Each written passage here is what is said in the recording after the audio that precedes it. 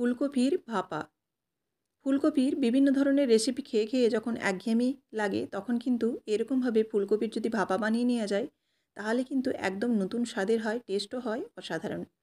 নমস্কার বন্ধুরা, mix fusion সোমার পাকশালায় আপনাদের সবাইকে স্বাগত। তো চলুন, আজকের রেসিপি হচ্ছে ফুলকপির ভাপা। এই রেসিপিটি গরম ভাতের সাথে যেমন খেতে ভালো লাগে তেমনি লুচি রুটি পরোটার সাথেও কিন্তু খাওয়া যায়। এই ফুলকপির ভাপা বানানোর জন্য প্রথমেই ফুলকপি লাগছে। এখানে একটা ছোট সাইজের ফুলকপি আমি একটু মাঝারি করে কেটে নিয়েছি।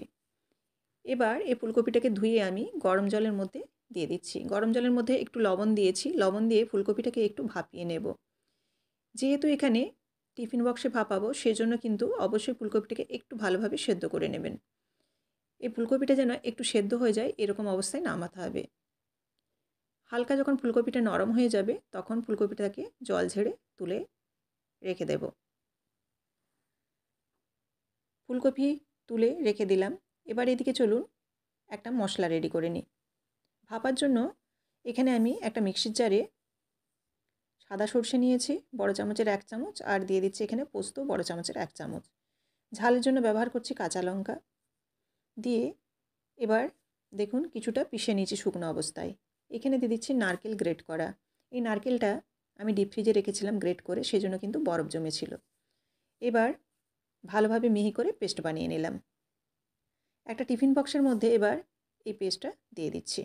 দেখুন একদম মিহি করে কিন্তু বেটে নিয়েছি। মিক্সি জারটা ধুয়ে দিয়ে দিলাম খুব সামান্য জল। এবার এর মধ্যে দিয়ে দিচ্ছি পরিমাণ মতো লবণ।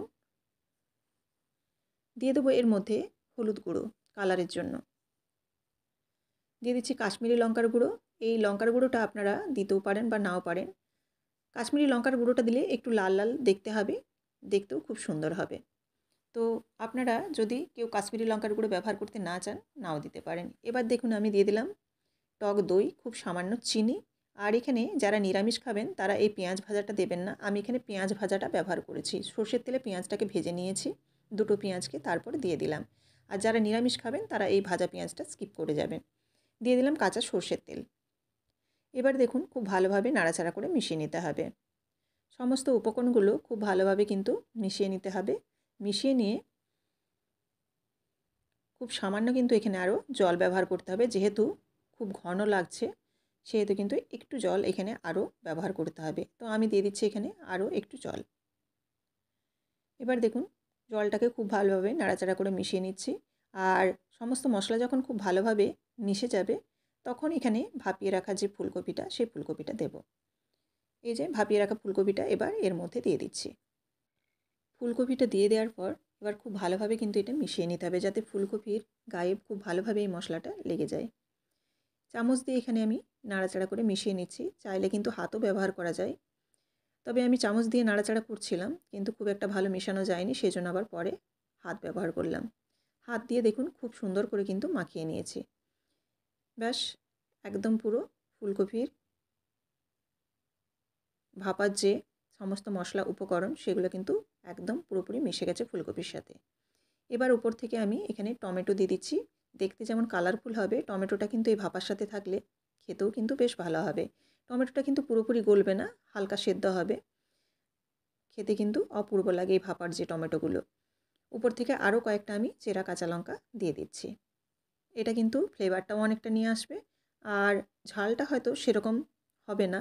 আর আমি ঝালের জন্য তো আপনারা দেখলেন মিক্সির জারের মধ্যে লঙ্কাটা পিষে নিয়েছিলাম সর্ষে পোস্তর সাথে।